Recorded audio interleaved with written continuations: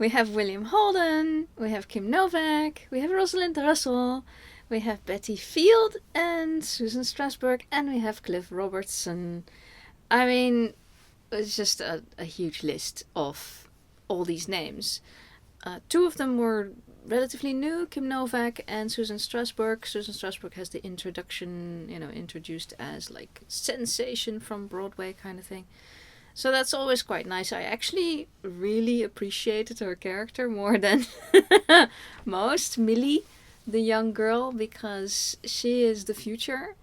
And this is a tiny town that I think you would want to leave behind you very, very quickly. It doesn't really pretend to have the hallmark small town appeal where everybody knows your name kind of thing and you want to retire there. This has more of like, as soon as you grow up, you want to run away from there. And that's interesting because that's a later narrative, of course. The narrative in the 50s is like, well, early 50s this would be, is this a nice place for people, and then specifically for the women. They've got Hal coming into town, William Holden, and he literally drops off a freight car that he didn't pay for. So he's not the young man that you want your daughter to run away with. He's not even a young man. There's a storyline about the school mom.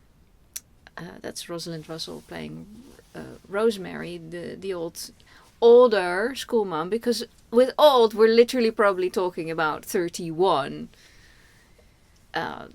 whereas Hal is over 30. He is in his late 30s. I think story-wise he's supposed to be about 30. William Holden is older, and they don't make any effort to put any sort of filter on him or anything like that.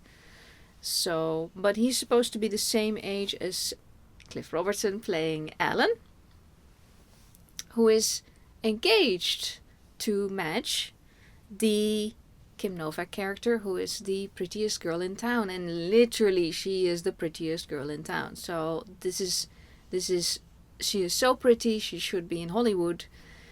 It's Kim Novak, she is in Hollywood. Yeah. And that's the bane of her existence. So we have a pecking order in this town, which is, of course, stands for the culture at the time. And the pecking order is youth and beauty. I would say beauty trumps youth until you're no longer young, and then it's just youth. So even for Hal, that the fact that he's no longer the young guy that he is still living the life of, and that he feels like he is. He feels like 19, 20, 21. And he acts like that, and he's not grown into what should be an adult life. And so Alan, Cliff Robertson's character, he is the heir to this factory that they show him around. And they're together, they went to college together, and Hal was the football star, and Alan idolized him. But the moment that he walks into town, it's pretty, well, not the moment, the first afternoon, Alan is still like, oh, you have the fantastic life, and you're meeting all the pretty ladies, and doing all the things that kind of in the dialogue gets censored a bit, because clearly he was kind of gigoloing his way around with willing women and booze. And so it's now just the women and the booze, and there's no gigoloing in the narrative. But there's enough kind of like reading between the lines that you can pick that up. So Alan shouldn't. I mean, he still thinks it's very cool because he's also living in this town where nothing ever happens.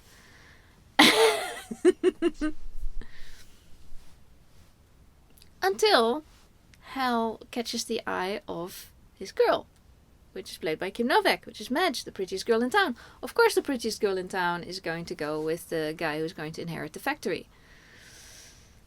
So that's how small that world really is. And for Alan, he has a problem with his dad because the girl is not from high enough stock. But how is he going to meet anybody else? And it's the prettiest girl in town. And she's even nice and has half a brain. So what's not to like? Of course he likes her. So he can have her, and then Hal walks into town with, like, there's a world out there with stuff and things, and he doesn't really make it seem that interesting, but it kind of blows apart all this rut that everybody is in, especially all the women. So you got the mother of the two girls, Madge and Millie, is Flo, played by Betty Field, and her aim in life is to get her oldest daughter to marry the local heir to the factory. Of course, because for her there's also nothing else, and her husband ran off or whatever. So there's a whole lot of stuff that has already happened in the past, and you have to understand that the people that are raising the kids in that town at that time are the people who went through the entire Second World War and also grew up during the Great Depression. So, I mean, even Madge is, if she's 18, let's say, in 55, Madge was born in 37 then. So this is the time, the era that her mom, Flo, was getting married, was having babies, was setting up house in the town. It's like, okay, we can work at the factory. And now her daughter has a chance to actually marry into the owners of the factory. So she's pushing that heavily. So the youngest daughter, Millie, who's actually a lot more interesting, she is writing. She wants to go to New York. She wants to get an education, and she will do that. It's not going to be in this film, but this will be happening. So not only by the end of the movie her oldest daughter is going to be leaving, but her youngest daughter is going to be very fast behind. And I actually think that that's a better plan also for the mother, because the mother then can move to Florida. Follow one of the daughters. She has nothing there except for a house that's probably not valued very much, because the only people who live in that town are the people who work at the factory. So, of course, her oldest daughter is going to be also in squalor, because Hal is never going to be a good earner. But I think she's probably thinking he's interesting. Now, she doesn't know, and the play doesn't know, but the world's going to change. So by the time we're in 65, it takes 10 years. We're still not quite there, but working on it. So by that time, Madge would have like a couple of kids, but she'd be, at least, hopefully, she'd have a husband that would be nice. Not that Alan wasn't nice. I think it was a perfectly acceptable way to go, except that, yeah, she'd be the parade horse for the rest of her life, because she was the parade horse in the town, right? Then the only thing that people valued about her was her beauty.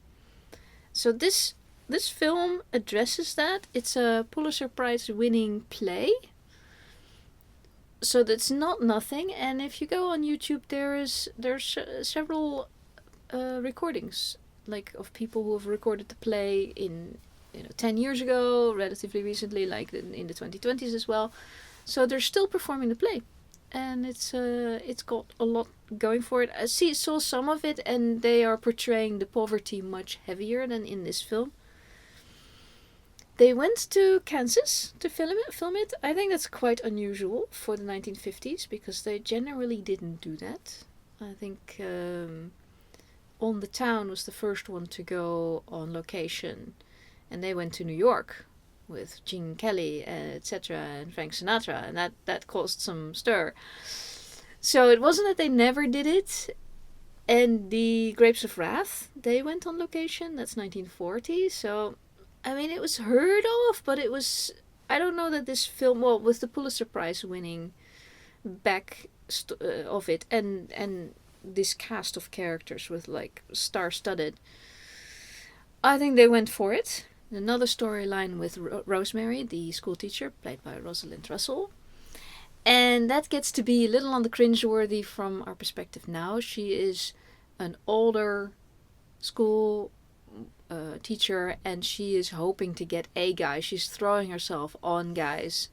And the final guy that she throws herself on, I think he wasn't intending anything with her. He was just going to be going out and having a good time, and that's it. He wasn't even going to get into her pants or anything like that. But she kept pushing it that, he should propose and they should get married. And she actually manages it through a twist of all the shenanigans that goes on after, during the night, effectively. And is this a good thing? I don't know, probably. I think the guy was kind of ready to do it. But everybody's so stuck in a rut. Especially once you've passed the age of 30 and this is your job, this is your income. We've seen it in Pajama Game, that this is your income, you're never going to have a different income. We've also seen it in Peyton Place, where that this is just the town and this is the social environment and this is it, dude. So she couldn't think in larger terms than that, and that's understandable. I would just say everybody should move out of that town. But that's most of these films, that's a better solution. And only Hal and Madge make it out of the town. And I think Millie will make it out of the town in a few years once she's finished high school. So the picnic. One of the reasons to watch this movie, apart from all the cast and a dance scene that is quite interesting visually. The rest of the internet will be talking about the dance scene. I don't think we need to do a whole lot on it, other than that I love it that it wasn't outwardly choreographed. It might still have been choreographed, but it didn't look like terribly choreographed, and I kind of like that, because you had all the Gene Kellys and all of that, who were doing such beautiful dancing and choreography that it's like this is much more down to earth. This is people. This is not a musical. This is not fantasy. So the picnic itself, that's interesting. That's historically interesting, because it was recorded. It was they put it on as they were doing picnics at that time, at towns that had one employer, like a factory. I like it. A lot of visuals of the people doing things are actually people doing things in those days, with the hairdo as they had it, and the clothing, and the glasses, and the kids running around. This puts another layer on this film that wouldn't have been around when they were watching it in the 50s.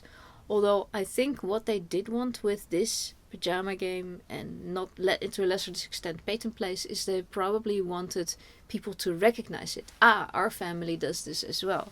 We're all doing the company picnic for Labor Day, and that's a huge event, and everybody loves it. And I've seen people on the internet go like, well, when I go on a picnic, I just do some takeout sandwiches. No, this was not that kind of a picnic. This is a picnic. This is like the entire town does this event, and it has competitions, and it has. I mean, it would have been like the harvest fair if before that this factory would have been there, And everything's homemade. There's no such thing as takeout sandwiches. Come on, are you kidding? So. You want takeout, you better make it yourself. Yes, we take out from your grandmas. Because grandma made it. There is no grandma, but there is the neighbor lady, which I appreciated the neighbor lady a lot. There's not too much to go with that as well, but it's just like, it does show there's more than just family, it's also found family. And it's implying that the mother, Flo, and the neighbor lady would be ending up. Neighbor lady is definitely a generation older, so she's kind of like grandmotherly over the kids and motherly over Flo, and they've probably lived side by side for 20 years. Why not? That makes sense. But there's no husband for either one of them, and the kids are gonna go. So Flo's gonna have to decide, and this is gonna be way post ending of the movie, but it's gonna have to decide what are you gonna stay here by yourself? The kids are never gonna. I mean, Millie might be visiting her, but Madge won't be visiting her. So yeah, it's a question. I liked it. It was not what I expected, because I'd seen Pajama Game, and of course I knew it wasn't going to be like Peyton Place, but I thought it was going to be a little bit more upbeat. When you watch the trailer, it pretty much gives everything away, which is I thought they only started doing that in like the last 20 years, but no. No, the original trailer shows everything, because they have to show the things that happen. So there's the dancing scene that ends up in a fight between, odd enough, Hal and Rosemary. And he has to push her away, because she's also throwing herself on him, because she's like, you're no older than I am. She doesn't quite say that, but that's what the text, that's the subtext is. I'm old, you're old, I'm washed up, you're washed up. And she's not old, and he's not old, but he is too old for Madge, we would say now. I mean, he's older than he's making himself out to be, and he's sort of playing at this younger person's life. Yeah, I can see that. So he pushes her away when she throws herself. She's got too much to drink, and he pushes her away, and she rips his shirt. And that's interesting, because at that point he's like, I mean, we know about ripped shirts. We've had the entire 80s was full of guys with ripped shirts, and half of the 90s. So it's like, we liked ripped shirts, but not in the 50s. The moment she rips his shirt, he can't be seen publicly anymore. There's nobody who says that, but you can see it how everybody reacts. He literally takes his shirt and he keeps holding it up here because it's kind of exposing his chest. And that's it. Everybody's in their best outfit that day. It's at the end of the picnic the evening festivities, and he can't. It's over for him. He needs to stop. And then got other stuff going on with Millie starting to feel sick because she also had some whiskey. Everybody's having whiskey is not a good plan. So whiskey and sunshine don't really go together. Yeah. Even the topic of youth and beauty is also going on for Hal, because his friend Alan, who is by that time washes his hands of him, he has money. Okay, so for the guys it's probably money and youth, not so much beauty. Probably they actually do make a point of that. This Rosemary goes around with her guy, and she says, guys only want to look at women's legs. He says, yeah, that's of course. And he says, you can look at my legs if you want. And she just doubles over laughing, because it's like, okay, he's got ugly legs, but he's got nothing on his legs to make it pretty, because that's not what men have to do. Women put all these things on their legs to make it pretty. And then she goes after Hal's legs, because he's this, gorgeous guy. Yeah, well, it's William Holden. So, and I think William Holden is fetching. But it also shows like he is too old, running away with the most beautiful girl in town, but she does go with him. Well, she's gonna run after him. So they have lost the most beautiful girl in town. So there's stuff going on there on various levels, and some of it you can fake, like he's faking youth. Women can't fake youth. Maybe with a little bit of makeup, maybe with facelifts and stuff. So yeah, it's difficult. And they don't give a solution to any of it. So I enjoyed the film. It's more of a historical piece to look at. And is it a soap?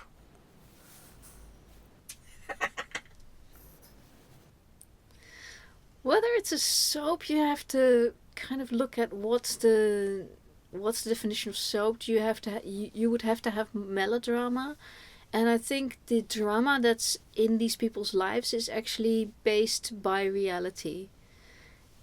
It's not taken to the extreme. Hal has a little bit of melodrama going on in his life because he's living off his fame, which not a lot of fame, of being this football star back in college. And the only person that actually appreciates that is the guy that went to college with him. So his fame does not extend very far. The melodrama maybe with Rosemary, because she just can't get out of this sort of like over the top reactions to all the guys around her that never end up marrying her. Yeah, I think that's more over the top acting. I'm not sure if it's melodrama. So I would say the film is trying to say something real, whereas a soap might try to milk it for the feels and the jerking of the tears. I didn't feel manipulated for a tearjerker kind of thing. It was more of a very concerning situation for most people. It's like they're showing that some of these situations are just not working, and the whole prospect of what women have in life. Now, we did a review of How to Marry a Millionaire, and that was also early 50s, and these women had no prospects. They had to marry well. And that's effectively, this is what is going on in people who can't get to New York and make a really good go at it, how these the women in How to Marry a Millionaire did. Yeah, the less you've got going for you, the less you actually can do. And then the saddest situation is really the mom. Because for her it's over. There's no man who's gonna look at her. She can't go out. Can she go out and get a job when both of her girls are out of the house? Maybe they might not give her the job. I don't know. Where's she getting income from? If all the young people are moving out of the town slowly, then somebody's got to work in that factory. It's not going to last forever, but it'll be a job for her. New people coming into town to work there, yeah. And then she could be working. I mean, she could be the one who makes the takeout sandwiches. Yes. So the future can't come fast enough for these people. That's certainly my conclusion. They need the future to be here, and they need to run to it. And the two girls are going to run to it. They're not going to stay in that town. And probably a lot of the women, the young women, if they don't get, pardon the word, knocked up and have to stay in the town, they probably get out. Leave. I would recommend it for the stars. They're very pretty. They do a fantastic job. Everybody's acting is extremely good. I really enjoyed William Holden as sort of like a washed up, but trying to fight it, no longer young man, because he's all over the place. So he's a little bit. He might be neurodivergent. Not sure. I mean, the character. If that's such a thing, that you could, like, somebody who just can't transition from college life to anything, is clearly he could not hold down a job to. Not to say that neurodivergent people never can hold out a job. But it's just he's got something going that didn't make him able to transition from college life to anything else. He's certainly going to be a handful for Madge, but she signed up for that. She could have had the totally, I mean, with disapproving father-in-law, clearly, she could have had the... Disapproval of father-in-law will go away once the grandchildren come in. Yes. So there's all of that. And then there's... Yeah, and she clearly didn't want that. So... And then, of course, Alan's going to have to find another girl. Like, where is he going to find this other girl? Yes. The big city. Yeah. And the same storyline was literally in Peyton Place. So it's not that what they're saying here is... What's happening here is new, except for the guy coming out of town and just shaking up this town on this particular day that everybody's having festivities. That was a little brigadoonsy to me. And that's fine. That's a good way to share. It literally says in the beginning, the opening thing is like, He's this guy coming into town is going to shake up the women. So that's the point of the story. And I think the shaking up of the women is shown in Peyton Place, and it's shown here, and there's just various ways of putting a lens on it. So the position of women in the 1950s is also addressed in All That Heaven Allows, which I also did a review on, which you can see on this channel. Yeah, there's a lot to be said. The people were dissatisfied. The women were dissatisfied, and the second feminist wave was needed and was coming. They just didn't know it was, so they were trying to deal with it at the time. And if somebody comes to you and says, oh, wait 15 years, you're going, yeah, what am I going to do in the meantime? I need to live my life. So that's hard. But I would say in the meantime is like if these women can go get jobs of their own. That's really one of the things, is to be less dependent on the only step in life is who do you marry. Ugh. Yeah, this is worth watching. I hadn't really heard of it before, but that may not mean anything. But it's certainly a big feature movie. It's in CinemaScope. It's pretty. Get yourself a good copy, something new. Very, very nice. And that's my opinion, and I'm sticking to it.